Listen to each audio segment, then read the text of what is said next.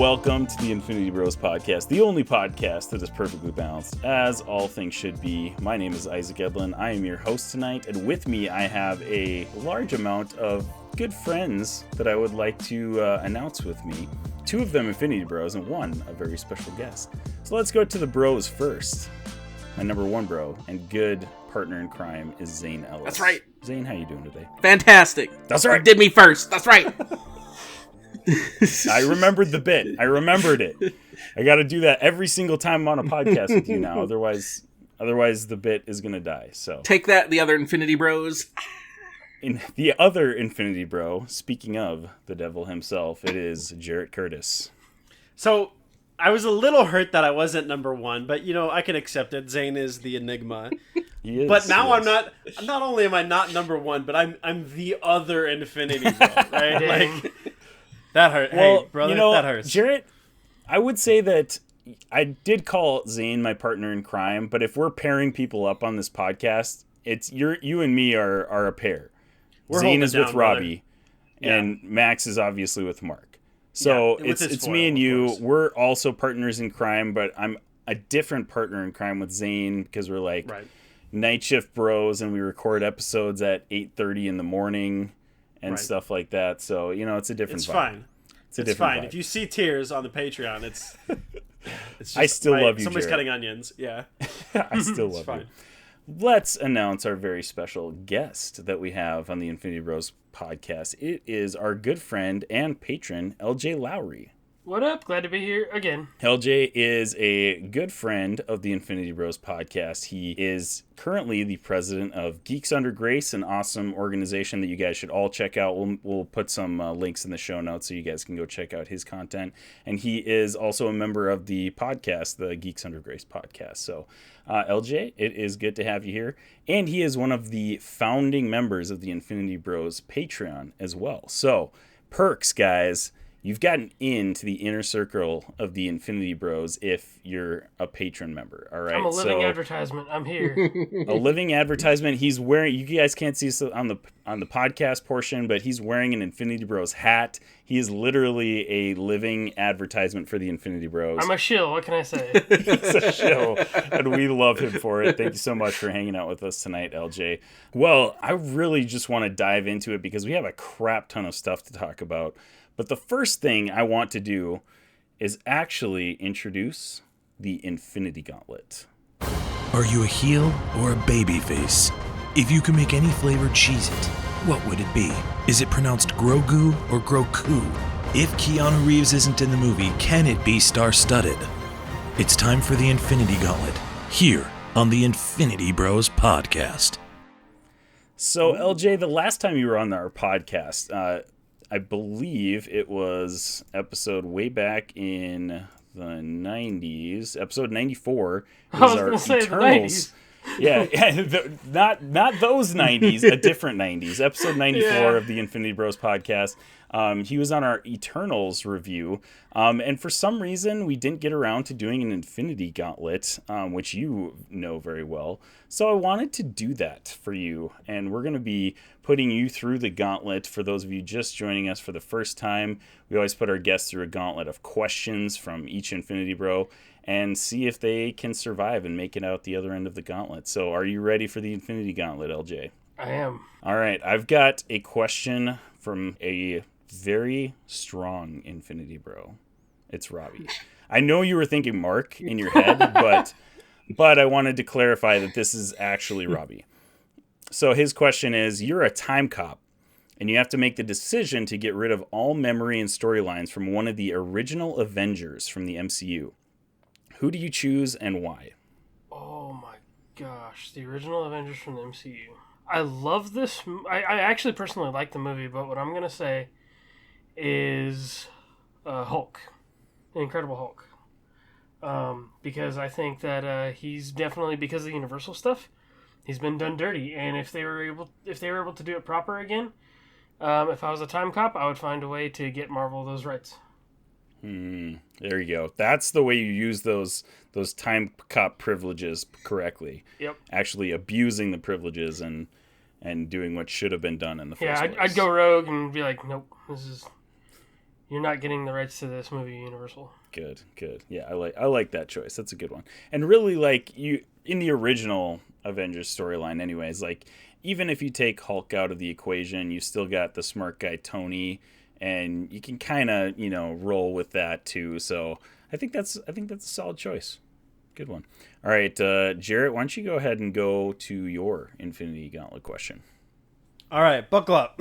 Okay. So, LJ, who's your favorite celebrity? That's not your question. This is the lead up. This is part 1. Yeah. Chapter 1. Okay. Chapter 1. This is going to be a real long question. Buckle up. Oh, gosh.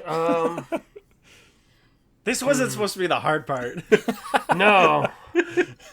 I've broken it. We just started and I broke it. No. I think of, and it's probably an easy pick just because, I mean, the dude's in everything now.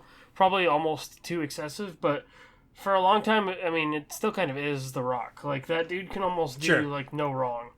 I get it. That's an easy answer. I would have to think about a deeper answer. Okay. But let's go. Here we go. Go ahead. Keep going. So The Rock is coming to hang out with you tomorrow. Okay. And you're meeting for dinner, planning on having a good time. And if this goes well, play your cards right.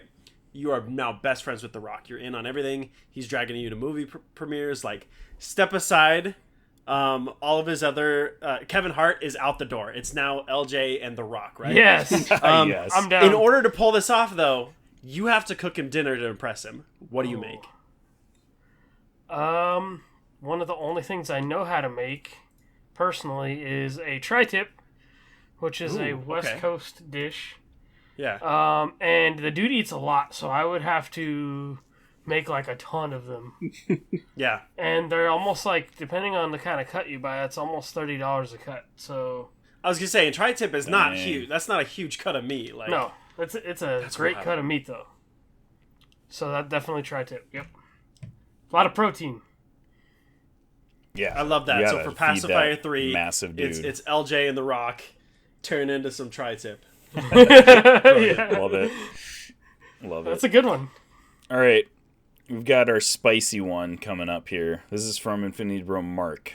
Ooh. Now, this is not quite as spicy as his questions normally are, but I still think it is on the spicy side. So, if you're stranded on an island with all of the Infinity Bros, who do you think will be the first one eaten and why?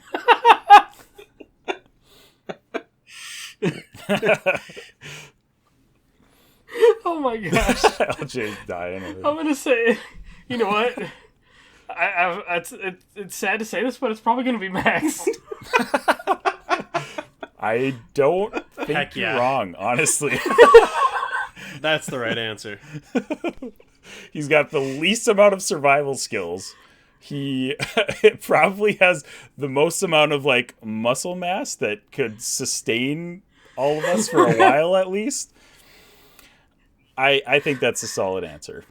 Good work, LJ. I can't wait to see Max's response. He'll have some like crazy take that like that's just gonna anger everybody because we're all gonna be hungry and tired. We're all gonna be hangry and just beat and him we're gonna be up. like, okay, he's first. This needs to stop. Oh gosh, love it. All right, Zane, go ahead and shoot yours. All right, so my question, I'm kind of going on the theme just what we're going to be talking about later. So like, obviously I had everything Predator related on my mind, and we can kind of tie this into the previous question. So my question for you, LJ, is in any like Predator like media or movies, whatever, what is your favorite weapon that the Predator hunts with? Ooh. And I would segue this into the previous question. Like, this is what we could use to kill Max. Oh my gosh! This is how Max will die. Probably the glaive or the like spin the disc. Actually, Okay. yeah, the disc. The smart disc. Blade disc. Yeah, the smart disc. Yes. Well, Yep. I get confused because glaive is also like a bladed weapon, but then the glaive is also like, Kroll like glaive kind of a thing. Yeah. So the smart I love disc. that we've created this like fan fiction version of the Infinity Bros where we're stranded on an island like hunting Max to death, and I'm here for it, man. Hey, 150 Patreon subs and this happens. Yeah. 150 Patreon subs, and we buy a private island to do a Hunger Games with the Infinity The most Bros. dangerous games with the Infinity Bros. Yeah. Oh my gosh, I love it. And you know what? LJ will be the first one there again. all of our patrons are like sitting in a box above, just like watching the carnage go on down below. Nope, yeah, I'm getting in on this. Oh my gosh, Brilliant. I love it. All right, we're going to Infinity Bro Max. What dance move do you use to save the galaxy in a dance-off to save the galaxy? Oh my gosh. The electric slide. My man. It will be quite shocking. My man. Because it will be quite shocking when they see me try and dance. That's the real kicker, is you trying to dance. That's why it's the electric not necessarily slide. the move itself. Okay, gotcha. Love it. Yep. So, will the galaxy be saved? Probably is the not. real question. Probably not. Oh gosh. All right, this is it. Last question, LJ. Ooh. And it is from yours truly, Infinity Bro Isaac. All right, so of all of the things in your room, or your house even, let's just go with your whole house. Uh-huh. Your house is on fire. You have to grab three things, single things from your house that you can save. What are those things? Dang. My identification, first of all the important stuff. That's important and much smarter than I would have been. Now I'm looking. I'm like, I want my answer answer to be my PS5, but that thing, like, I will probably not make it out of the house if I try and carry that giant thing. True. Be weighing you down. If anything, my Switch would be easier to grab than that, so I'd save my Switch. PS5 is a very expensive, like, PS4.5. True. At this point, yeah. I mean, I still love it, but and then maybe a hat, because I know I'd definitely be wearing a hat. Hat.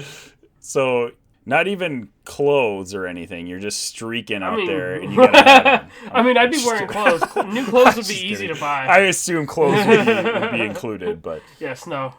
Although it depends on the time of evening. If I'd probably be in my pajamas, so yes, that would be I was gonna say he's gonna have clothes on. Like, he's not gonna run out naked. But will he though? Like, I don't know. Unless he was like in the shower. Depends on how he sleeps, I guess. That's and also depending on if I'm gaming up late at night. Like, I'm probably not gonna hear anything happening if I have my headphones on. So so you're just gonna give up and not make it out? Is what you're saying in that situation, or?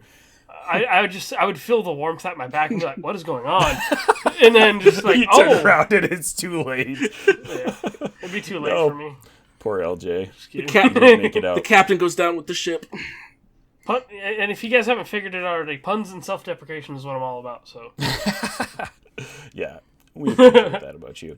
Well, LJ, even if you didn't make it out of that fictitious situation, I think you did a well enough job to make it out of the Infinity Gauntlet. So, thank you. Kudos. We appreciate you being on the show with us. So, thanks a lot for that. Glad to be here. Yeah. Well, guys, I think we are going to turn to some nerd news. But before we do that, I want to tell you all, if you have not listened to the Infinity Bros podcast, how we rate things on the Infinity Bros podcast. Here on the Infinity Bros podcast, everything is ranked from a 0 to 6 point scale. 0 meaning horrible, and 6 meaning absolutely excellent. If all of the Infinity Bros rank something a 6, it gets an Infinity Step. So now that you know that, let's get into the one. It's one kind of really big thing of nerd news that has a lot of little side stories. Hey, Zane, I was looking into getting into this Gunpla thing. There's one called the Unicorn Banshee. What the heck is that all about? Actually, Jarret, what you're thinking of is RX-0 Unicorn Gundam 2 Banshee, which is from the Mobile Suit Gundam. Actually, you know what? It's time for nerd news. It is the HBOmax and Discovery Plus merger. For those of you who have been living under a rock and have not heard anything about this, Discovery bought HBO Max, or HBO WB, quite a while ago. This is earlier this year, maybe even, and it made some news, but nothing immediately changed. But we just found out this week that they announced a timeline for the two services, that's talking about HBO Max and Discovery Plus, to be fused together. They'll launch in the U.S. as a single service in the summer of 2023.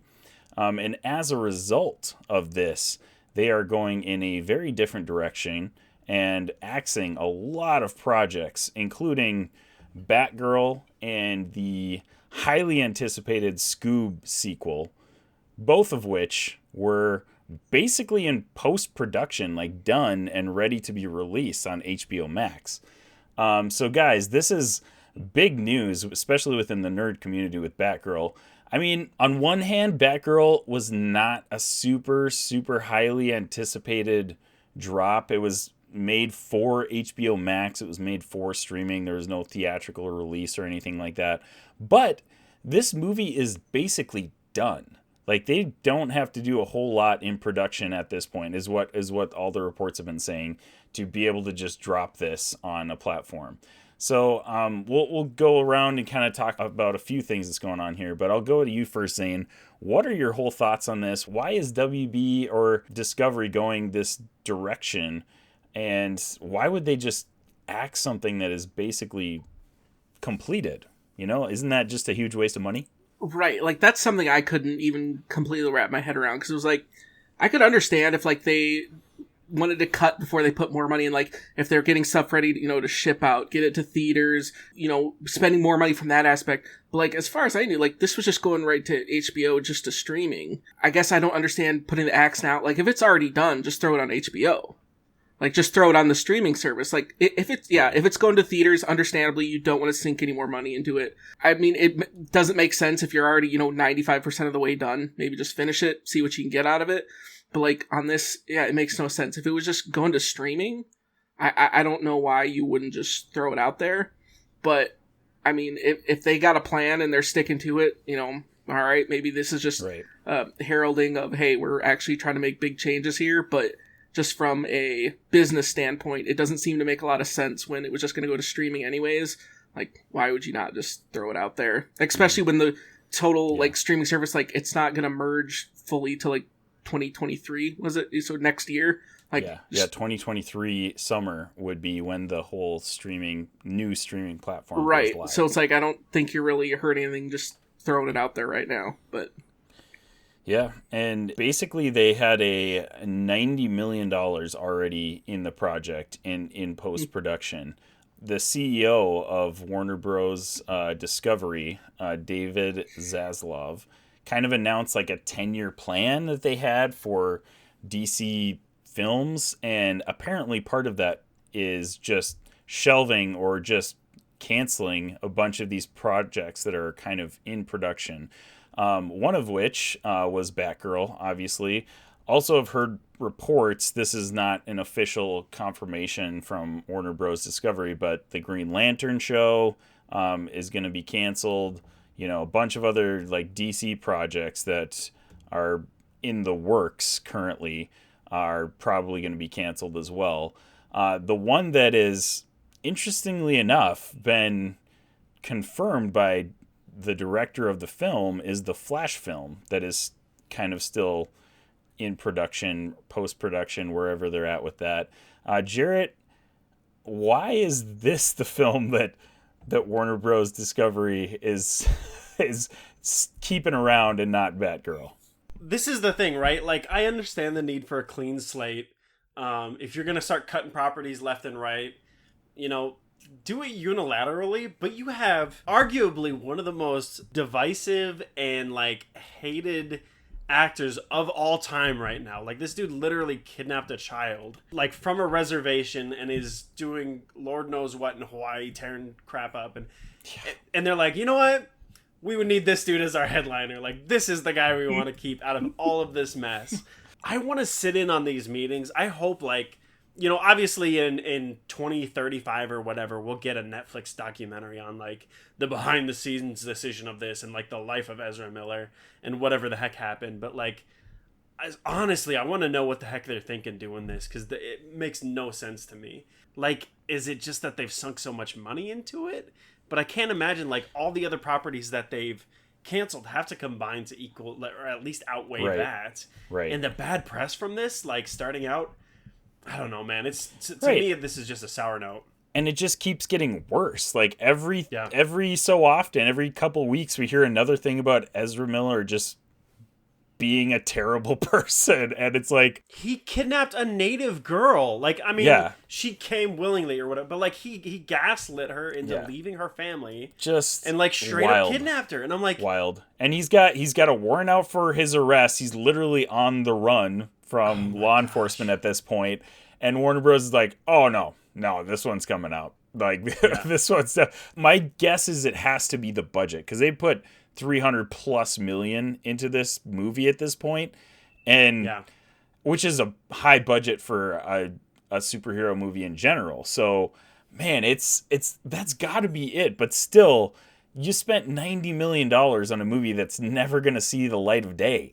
I feel like you could be making some profit off of this. Maybe you wouldn't even make your earnings back, but it's better than nothing at all. You're getting nothing by axing this project, in my opinion. I'm not like an expert economist or anything like that, but just seems just bizarre that all this is going down.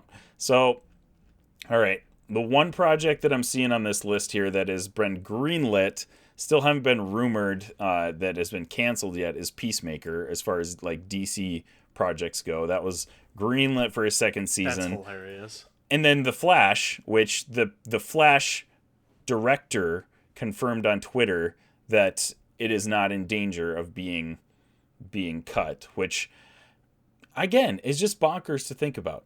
And all of this news came out, and the whole cast and crew of Batgirl had no clue.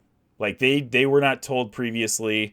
Just poor management so far of this whole thing, too.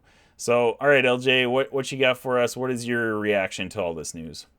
So, it feels weird because, like, we recorded an episode of the Geeks Under Grace podcast on Monday night, and this was whenever the Arrowverse stuff kind of came out, that the Flash show was being canceled, which I'm like, okay, that thing's been needing to go for a while. Like, take it out back and put it out of its misery. Yep. Which I loved the Flash. For a while, but the first like 2 or 3 seasons of The Flash are great, honestly. And so it just feels weird, like it progressively, like, and it's one of those things where it's like when you're a podcast that reports on news, and all this other stuff just comes out, and you're like, oh well, our information's already outdated, but we had a large discussion about this, and I don't know. I think we're just gonna have to see what happens with it. There's been stuff of. They're reporting that 70% of the HBOmax staff is getting cut, but then the head also says, oh no, but we're doubling down on our HBOmax staff too. So I'm like, okay, well, what's really happening? My hope is that, and then I've heard that they still want to use Batman, Superman, and Wonder Woman. My hope is that they keep on. There's the slogan for Black Adam. It's like the hierarchy has changed or whatever, and I hope they kind of actually use that to stick the landing on changes, possibly, because in my mind, if Black Adam is a good enough movie, you can make the Justice Society the new faces of the DC universe for now, I think, because now they're having to get, like, if they're going to get Ben Affleck back, which it sounds like they might be, Gal Gadot's still, I guess she's still being Wonder Woman. I mean, I don't really know. They haven't done anything point, yet. Who the heck knows? And then Henry Cavill's still, like, everybody wanted him to show up at SDCC, but he wasn't there. So in my mind, I think they should use, especially if it's really successful, Black Adam as a springboard to be like, okay, here's where we're launching into our new direction. And the Flash thing, and you were talking about the Flash, and I'm like, I have no idea what they're going to do with that. And like you said, they probably lost so much money or they would lose so much money if they didn't release it. But it's like, okay, well, do you go see that? Like, for me, I'm like, I genuinely want to know if they are going to make changes to the universe, if this is going to be that. So do I actually go spend money on it? But also, you have a platform that you just canceled a movie from that you could do it too. So it's like my hope is they do the Black Adam thing, and that it's a popular enough movie to where the Justice Society becomes our new Justice League, and so that's kind of where I hope it goes. But it's really weird. Like we just don't have enough concrete information yet. Yeah, right. Yeah. And that's the thing is like, I mean, they came out and canceled Batgirl, and that's pretty much all we know about the future of DC films, other than the CEO saying we have a 10-year plan for DC films, and that's it. Like, okay, so what's the 10-year plan? What is it? So I mentioned Peacemaker, but there are some shows that are still on HBOmax that potentially could be or were announced before this. Wonder Twins, Supergirl, the Blue Beetle show or movie that's I believe and also an HBOmax exclusive. Yeah. The Green Lantern show I mentioned, The Penguin with Colin Farrell from the Batman, Peacemaker season 2.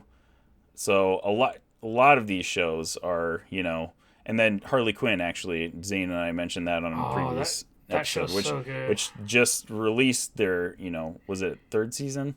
Yep. So, a lot of things that are like on. And then look at Joker 2 getting an official. Right. And they just announced that too. So it's like, what the heck is going on? Like, I don't, if you have a direction that you're thinking HBO Max or WBD now that they're called, like what is it? Let us know, please, because I'm more confused now than I have been about DC, the future of DC ever. Which is saying something because it's been spotty, like pretty much its whole existence at this point. And they were real quiet during SDCC, like you guys talked about. Yeah. Like they did literally almost nothing, so it's just wild to think about. Marvel came and knocked it out of the park, and DC kind of was left like way, way in their shadow. So a lot of questions over at Warner Bros. Discovery.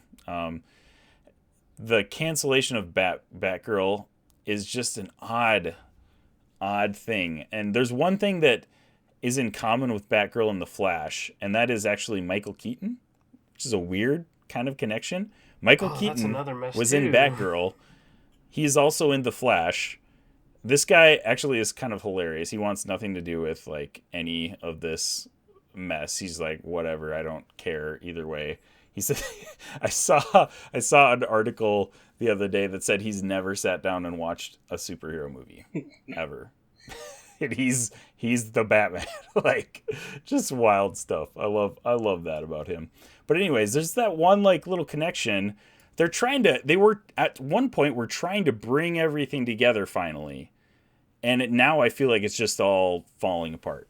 So, man, yeah, any other comments about the destruction of HBO Max and DC films?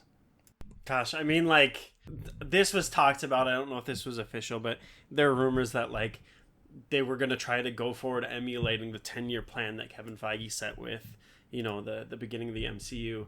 And I made a joke. We were chatting about this in our Infinity Bros like Facebook Messenger group, and I was like, guys, we're gonna be like in our 40s by the time like they lock it in and it's all working. So wild. Wow, that is weird to think about. If they ever do, they ever lock it down and get something together. Here's the thing that I'll never understand. How do they continue to put out just like absolutely solid animated movies with like a continual story that are interconnected and like surprisingly really well written and acted, and then just like absolutely flub up everything live action except for like Wonder Woman and Man of Steel and maybe a couple, right? Like, I don't know. I'm just tired. I'm tired of, and we dog on DC, and it's not because we don't like DC properties. It's because we love those properties so much that we hate to continue to see this stuff. Mm-hmm. I'm over it. Yeah, I'm over it, guys. It's really sad to see, because really what it came down to was that Marvel just hit it at the right time, and Kevin Feige had a vision for if they hit it, basically. And then DC was just left to kind of try to catch up, and they just never could. They tried really hard to kind of get their connected universe together while the MCU is like in full swing, kind of at the end of phase 1 and into phase 2. And it just, man, they just were playing catch up too far, and it just didn't work out for them. So kind of sad to see. But hey, it sounds like we're going to keep getting good Batman movies with Robert Pattinson, and I guess Joker too with Joaquin Phoenix. So weird stuff. Zane, any comments on Margot, or I was going to say Margot Robbie, Lady Gaga playing Harley Quinn in Joker 2? Well, if what they were saying, that it's going to be like a musical, yeah, that makes sense. It does make sense, actually. Still super weird that they're going with a musical. Yeah, I was like, okay. Please, no. I can't question anything they're doing now because look what else is going on. So exactly. Go for it. I don't hate the idea, but it's like you're making a sequel out of a movie that was fine as its own thing. Absolutely did not need a sequel. Exactly. Yeah. I'm so excited for the musical sequel to Joker, the Flash movie. Man, absolute bangers from WB. And like, I think all of us in that review were basically like, this was a great movie. I think almost all of us gave it a 6 out of 6, but it's not a rewatchable movie because it's depressing. Like you don't need a sequel for a movie like that. Whether I should be watching that movie when I was watching in it. the first place, right? This exactly. is crazy. And it's not because it's bad. It's because it's just heavy, straight up depressing and heavy and awful. Yep. But they pictured that in a very, very, very good way. So, man, it's rough to see what the state of DC is at this point, and it doesn't look like it's getting any better in the future. Yeah. So, sad to see. Well, guys, I think we should probably move on to our advertised content, our spoiler review of the movie Prey that just dropped on Hulu. So we're going to be spoiling this movie completely. If you haven't watched it yet and you want to before you get spoiled, make sure you hit pause, go and check that out, streaming on Hulu right now. Come back and listen to our review of it. This is... Prepare yourself. An Infinity Bros. Prepare yourself. Spoiler. Warning. All right, guys, here we go. We got Prey, a prequel to the Predator franchise. And, man, I'm just going to do a little synopsis here. The origin story of the Predator in the world of the Comanche Nation 300 years ago. Naru, a skilled female warrior, fights to protect her tribe against one of the first highly evolved predators to land on Earth. Directed by Dan Trachtenberg and stars Amber Midthunder, Dakota Beavers, and Dane DeLigro. There you go. There's my Maxism for the day. I don't know how to pronounce that one. So love that. But man, this one, I think it's pronounced Amber. Amber. I'm pretty sure. Yeah. I'm pretty sure that's how it goes. But this one dropped. It's a Hulu exclusive. Well, technically a Disney exclusive because on everywhere else but the US it dropped on Disney Plus. Here it dropped on Hulu because they're still kind of trying to keep the mature shows on Hulu for the time being. I'm gonna throw the princess card in and say that Naru is a Disney princess. There you go. There we go. Officially, it's official. So anyways, this is dropped on Hulu, rated R on August 5th, 2022. It opened to some pretty solid reviews on Rotten Tomatoes right now, guys. This is sitting at 93% with 169 reviews. Nice. Everybody is talking about this movie right now. This is wild. All my Twitter feed is just Prey. Yeah, and I've heard a few people kind of say that it wasn't really for them, but generally everybody is saying that this is a solid movie and a great addition to the Predator franchise. 81% audience score right now, so it's still really solid, but critically has done very impressive for a streaming only drop.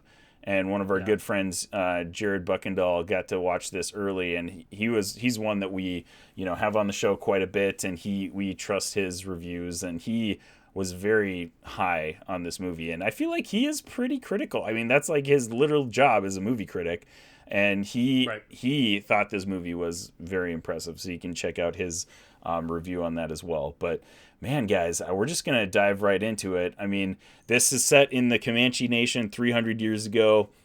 There's like French fur traders that are kind of like also side antagonists in this, along with the Predator, which, guys, let's just let's talk about the Predator first, because obviously that's what this movie is about.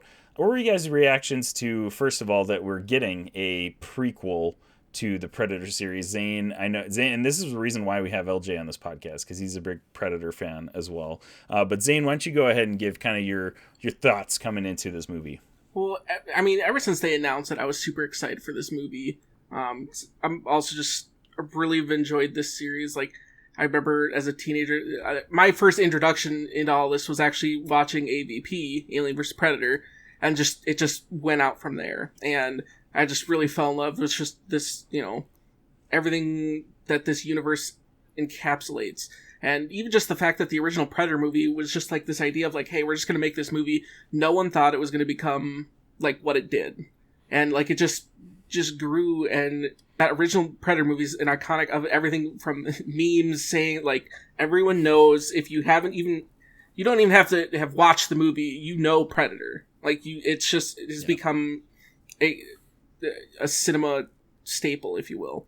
And Arnold Schwarzenegger with his like mud-caked face and just giant guns like duking it out. Like get to the chopper. Everybody knows that line, whether you know it's from that movie or not. The handshake. Well, the handshake, like just iconic. Iconic. But yeah, no, ever since it was... bleeds, we can kill it. Exactly, exactly. And I'm glad they added some of those into the Prey. They do some of those references from the first movie, and I was like, chef's kiss. But I was just super excited coming into this movie, and I just love the idea of that you can go back in time. Like, we went forward, obviously, with the jungles in South America, and then into the cities. Like, it makes sense, because, like, the Predator's been around for a very long time. Like, you can go back. Like, you can keep jumping back. And I heard, not heard, but I was reading an article that someone said it'd be really cool that if someone made a pitch now, since you did it with, the Comanche Nation, bump up a couple hundred years and do it in, like, ancient, or, like, feudal Japan, have them fight samurais.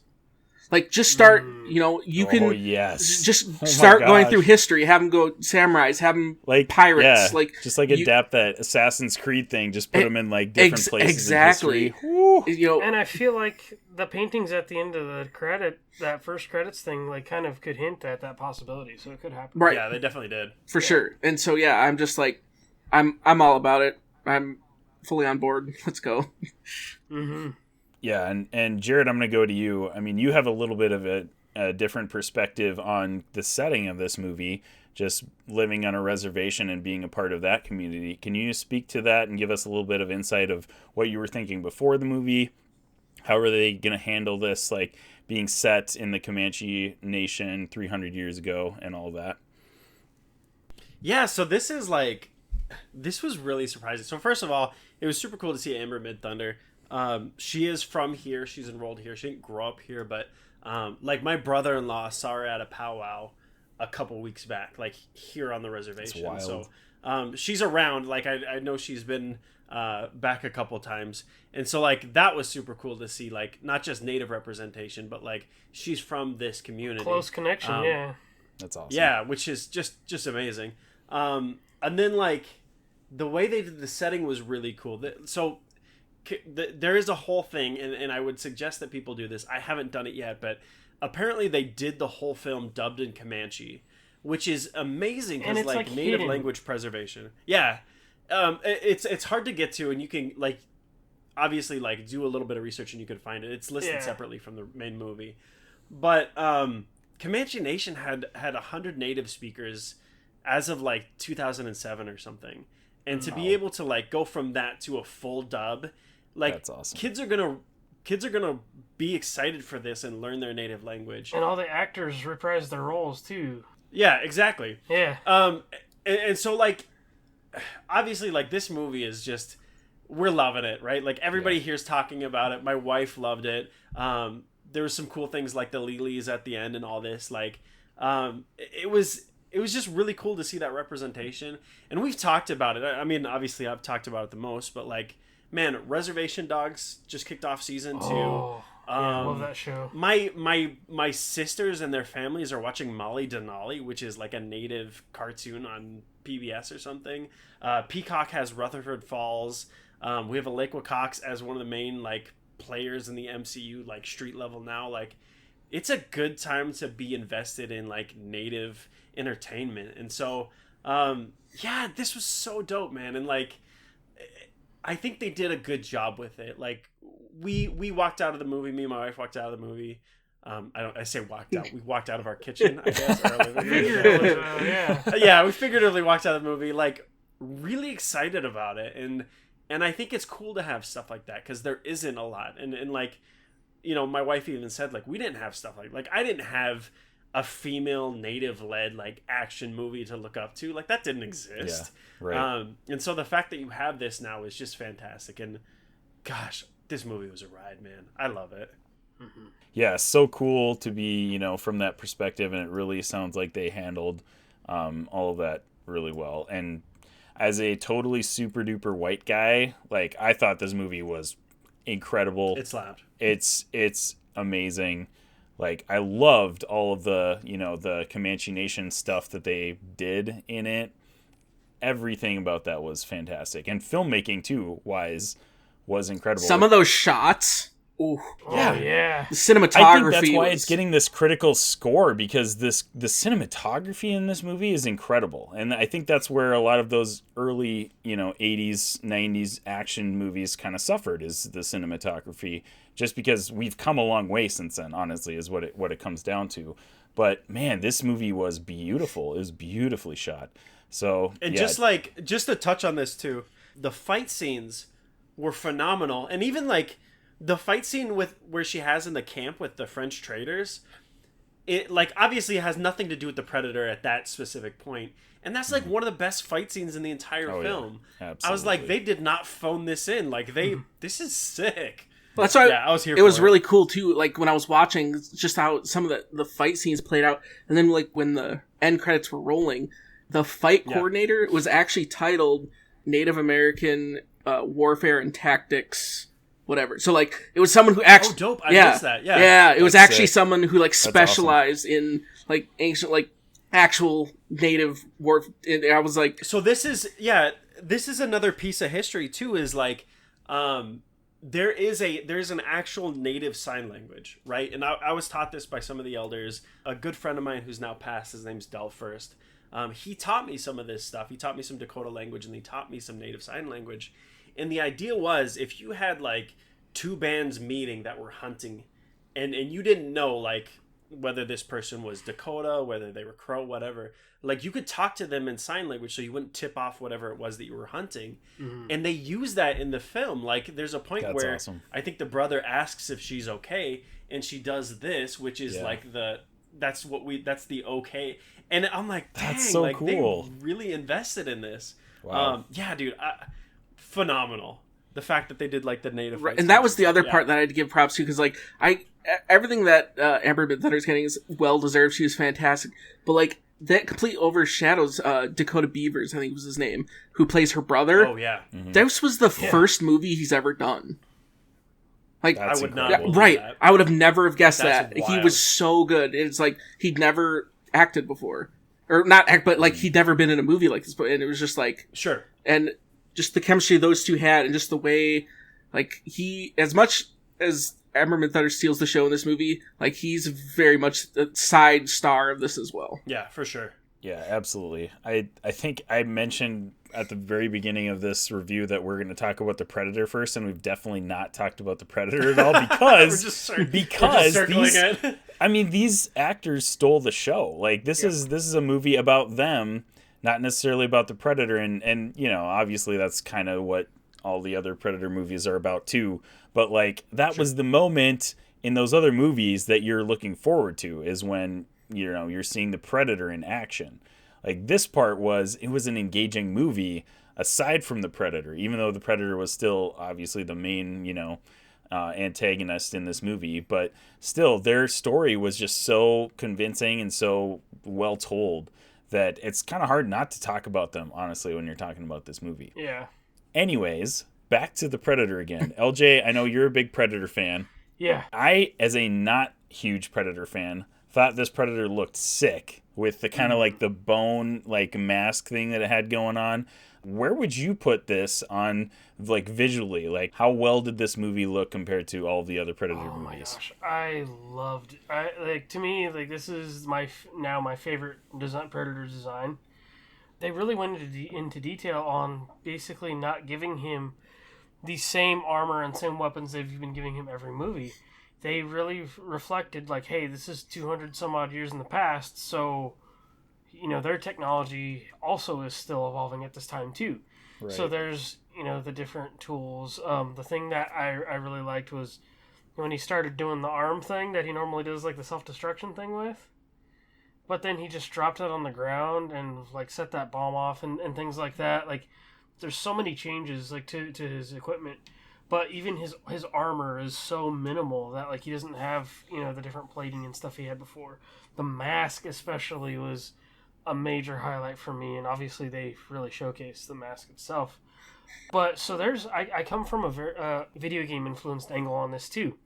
The shield, like, and from what I remember correctly, like, that's a new thing, is the shield. That is very God of War influenced. That is the way Kratos' shield operates in the new God of War video game. And Trachtenberg has also been kind of known as, like, a video game fan. And so, which made me geek out about that even more, because I was like, yes, dude definitely played God of War and said, I want that in my in this movie. And then the actual, I need to double check on this, but I also read that Trachtenberg also played Valhalla and enjoyed the soundtrack so much in Assassin's Creed Valhalla and got the composer to do Prey. That's amazing. Which is super amazing. And it just goes into, like, we've been talking about how this movie is just so detailed in everything it does. And the look of the Predator and the design is definitely, like... And it's weird to say, but he's still menacing, but it's almost like this movie kind of, like, not downplays it, but it's like he's supposed to feel that way, but, you know, these people are just handling him. And it's like even the Predator is still, feels like an early stage of the warrior Yatja, which is the actual race that we know. So it's like even the Predators themselves are still learning at this point in time. Yeah. It's because they basically dropped him off and said, hey, like, scout, you know, see what this planet's about. Right. So I love it. My favorite design, for sure. Yeah, I definitely agree with you. And as a, you know, kind of a noob to the Predator, I've obviously watched the original Predator, but I don't think I can recall watching any other ones, just clips and stuff like that. Mm-hmm. But I thought this Predator design looked awesome. So yeah. I was all in on that. And it was like, it played on the great, and I don't know what all the other movies are kind of like, but in the original Predator movie, they don't really do it as much because I think the horror genre wasn't quite as fleshed out in the horror that we know today, like horror thriller. But, like, in this movie, Prey, I noticed that they don't show the Predator's face almost at all when he has the mask knocked off. And I thought that was really cool. Like, That's even in yeah, totally intentional. And even shots when he has his mask on, you don't really see his head very much. And they do that to, like, kind of build that tension and, like, make it more, like, I mean, oh man, like, in the first movie, you don't see his actual face until the end when he's laughing. Yeah, exactly. Yep. And it is, you know, basically a cheesy 80s action movie, so when you see his face, it looks pretty cheesy when he's laughing. So, but anyways, this movie, I thought handled that just incredibly, and I thought I'm like a newbie to kind of the horror thriller genre, and anything action past, like, from 95 previous, I haven't really watched a whole lot of, which is why I haven't watched a lot of the Predator movies. But yeah, I thought this was just incredible. So well made. I'd say there's just a couple nitpicks that I have, but they didn't detract from, like, my viewing experience at all. My number one is the whole, like, female warrior aspect was really cool, but at the same time, she's got, like, all these sick skills, and then when she's, like, trying to prove them to her tribe, she all of a sudden can't hunt and can't, like, I don't know, do this stuff. It just seemed like, and then she like ties the rope onto the tomahawk and just like is whipping it around like, and it suddenly got like a bungee cord elastic. Yeah. Yeah, right. You're this incredible warrior, obviously, and she can't convince her tribe that she can even go hunt. That was kind of a little like, I don't know about that. And that just feels kind of like she kind of like practices and tries, but when it's actually time to get it done, she definitely stumbles. Suddenly just yeah. So that part was a little like action-y flick to me. It just played into the whole like, hey, this is an action flick. You just kind of gotta watch it and enjoy it, right? And I do love not think how, too much about it. Her tribe didn't really see her that way, but also that worked in her advantage because the predator really didn't see her as a threat either. Right, true. So it was like, wow, like it's not just to me that doesn't make it just a trope, because like, even the predator is like, nope, like you're no chance, you're no fight for me until she becomes one. Yeah, definitely. Yep. But that's not a knock on Amber. Like she acted her butt off in this, and I hope they get some awards at the end of the year. It wouldn't be like Oscars necessarily, but like Golden Globes, maybe they get some nods or something like that. Yeah. Because they deserve some stuff for this movie. I definitely think it was incredible. All right, guys. So moment of truth. We're gonna go ahead and rate totally what you thought of this movie, and Zayne and LJ. For sure, and Jarret too. I don't know what your experience is with the Predator franchise. If you guys could like just go a quick like ranking where this sits on your Predator franchise for you. Like, is it the best movie in the whole franchise? Is it like 2, 3, 4? Where does it sit? That would be pretty cool. So Zayne, why don't you go ahead with your rating and ranking? Oh man, this was something I've just been pouring through this. I'm gonna go ranking first. Just because I can't figure out how I want to actually do the rating. My ranking, I think that I settled on is this is just barely below the first Predator movie for me. I'm a huge sucker for nostalgia and just that classic 80s. So like I'm putting this at very close number 2. So Predator, this is a close 2, and then Predators 3, Predator 2, and then drops down from there.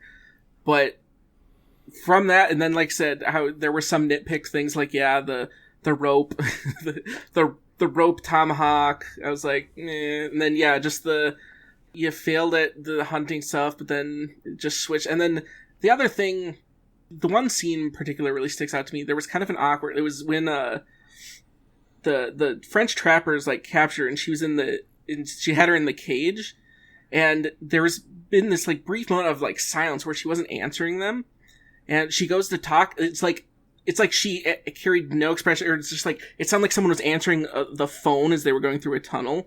Like there were just times where like she would go to like speak, and it just seemed like it was like it didn't match the situation. I mean, that was I'm gonna watch it again, but it was just kind of an odd. Maybe part of it too was just because it was in English. It's just like maybe I just missed some of it there, but. I'm going to give this movie a 5.5. I'm going to rewatch it again, though, and see if I change it. Yeah. But right now, 5.5.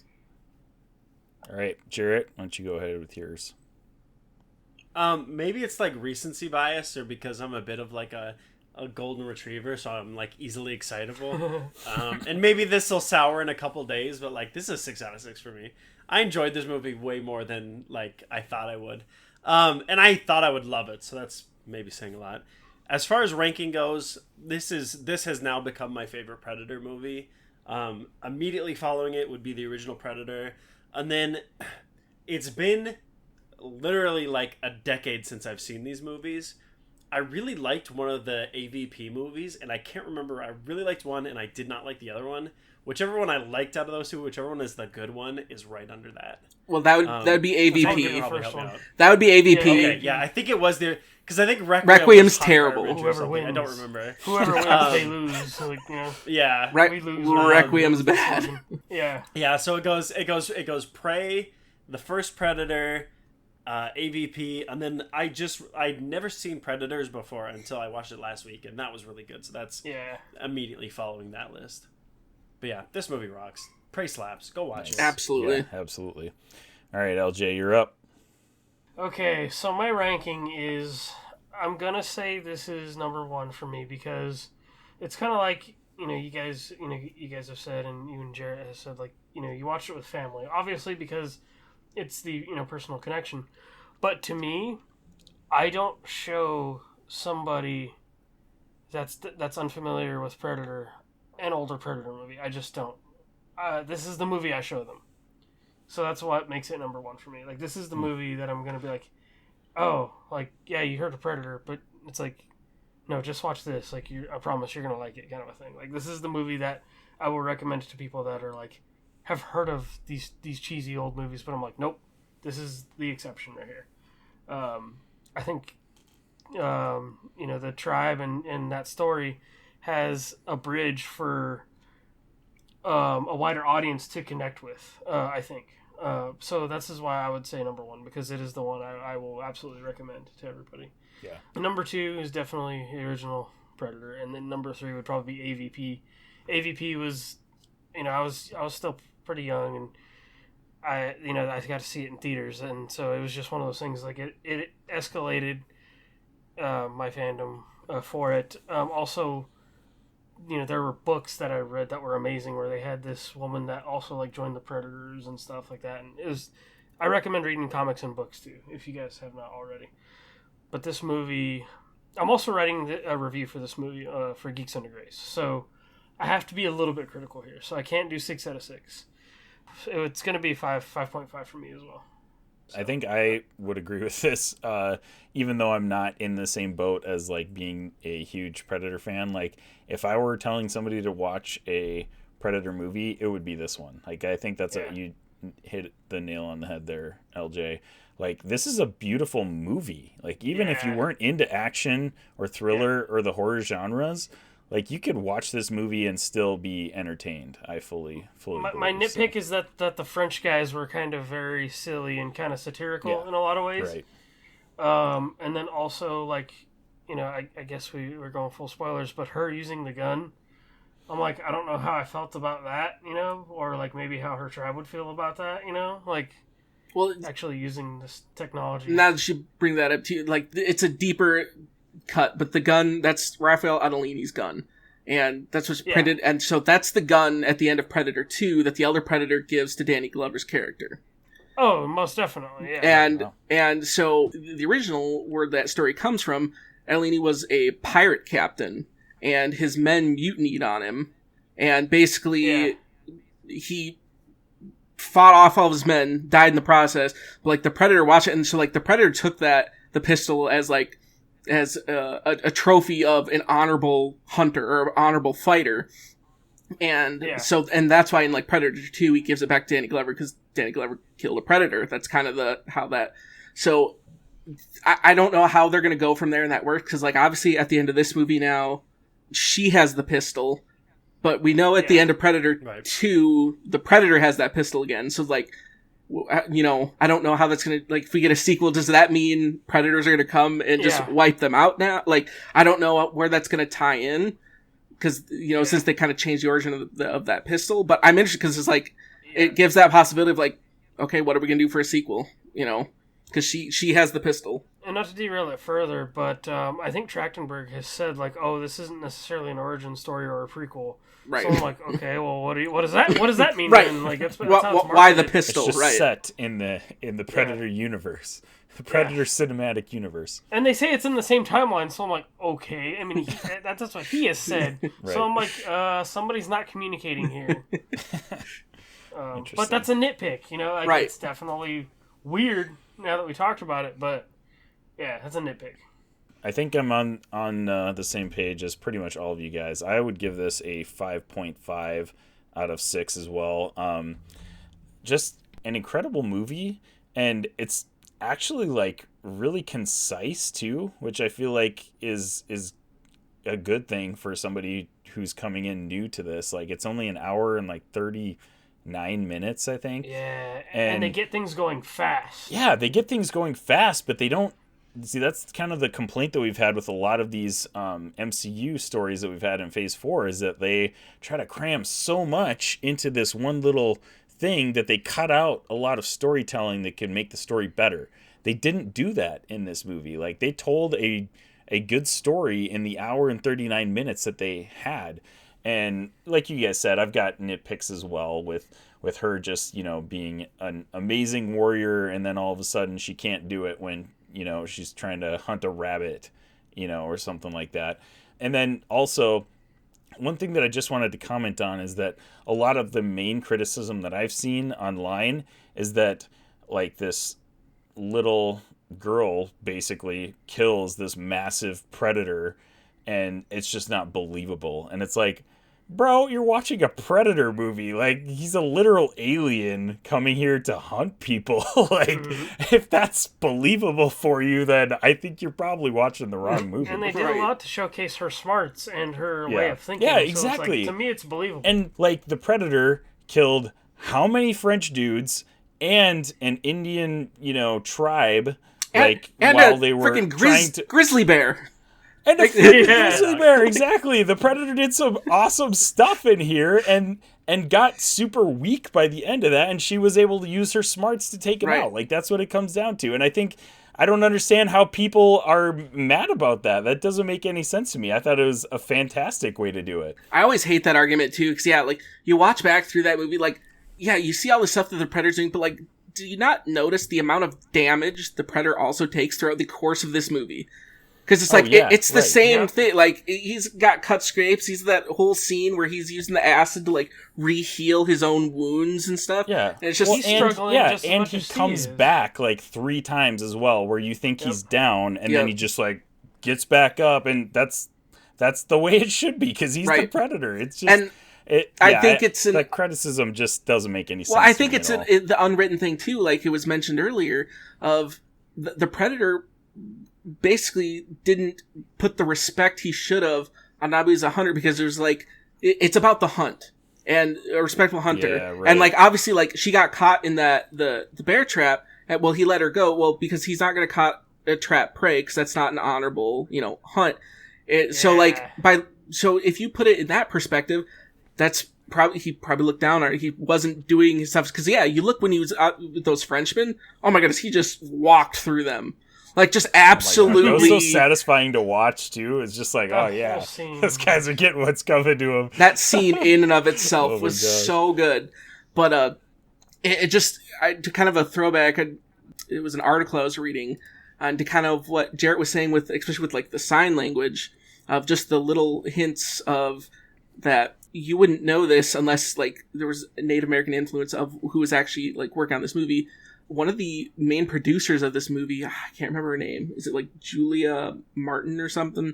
Well, she's also Comanche.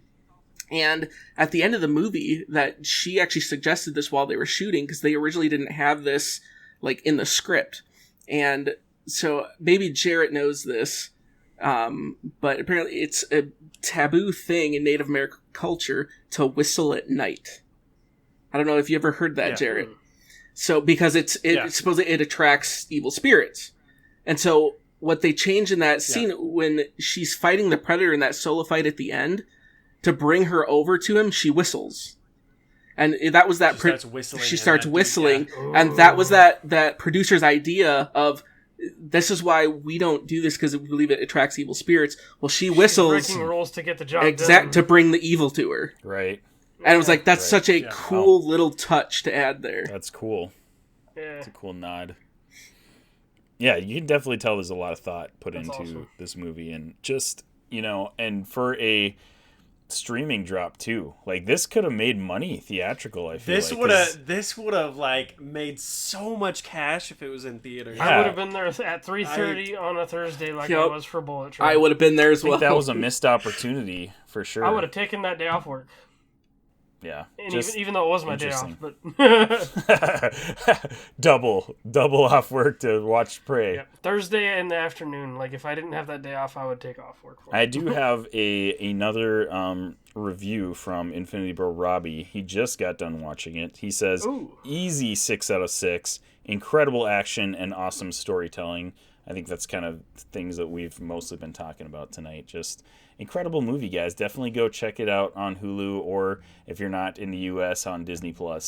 Really, really awesome action, horror, thriller, whatever you want to throw this movie into the genre of Predator cinematic universe flicks. So, well, guys, any other comments that you wanted to make before we kind of close off the episode here that we haven't touched on yet? I just really love that y'all gave me a platform to geek out about Predator, because anytime this stuff comes up on our podcast, I'm like, yes, I love this thing. And my co-hosts, they're a bit younger for me and don't have the same nostalgia as like older 80s stuff as I do, because I grew up with an older brother that like just took in all this stuff. So it's like anytime this kind of stuff comes up, it's just like, I feel like I'm talking to a wall sometimes, but I love that I got to geek out with y'all. Well, like Isaac even threw that in our group chat, and he was just like, "Hey, I know LJ's really into this. Should we invite him on?" And like I even messaged Isaac back. I was like, I was legit thinking the exact same thing. Like without, because I was just like, "Hey, like if y'all are doing this, like it'd be awesome." And then, yeah, we're so excited to have you on, LJ, and thank you so much for joining us. It has been a blast. Well, Infinity Bros Universe, thank you so much for making us a podcast, or part of your podcast experience. Wherever you're listening, however you're listening, thank you for making us a part of your day. You can catch the Infinity Bros at theinfinitybros.com on Facebook, Instagram, Twitter, TikTok, Twitch, YouTube, all the socials. Thank you, Infinity Bros, Zayne and Jarret, for joining us as well. It has been a blast. Thanks for having us. Glad to be here. I'm glad I had you guys, because I don't have all the awesome like background knowledge of the Predator cinematic universe to back me up here. So I got a lot of experts surrounding me, and I feel safe. I feel cocooned with all the Predator. I tell you what, though, if we need really early like niche like homeschooled Christian culture, I'm the guy to call. Yeah, if you want to listen to some early 2000s Christian rock, you call me right up, because that's my niche. I'm the guy to call. The best part of that is Zayne too. Right, I was gonna say the homeschool niche is like, look to Isaac, not the actual homeschool guy. not the actual homeschool guy. Yeah, no, Zayne is also well versed, so I'll stand with Zayne on that issue as well. Thank you so much, Infinity Bros Universe. We love you 3000. Have an amazing day, weekend, or night. Bye. Bye. Thanks for tuning in to the Infinity Bros podcast. You can find the Infinity Bros on Twitter, Instagram, Facebook, TikTok, Twitch, and YouTube at The Infinity Bros. You can also check out our website at theinfinitybros.com for links, reviews, and sweet merch. Feel free to send us listener feedback via social media or email at infinitybrospodcast@gmail.com.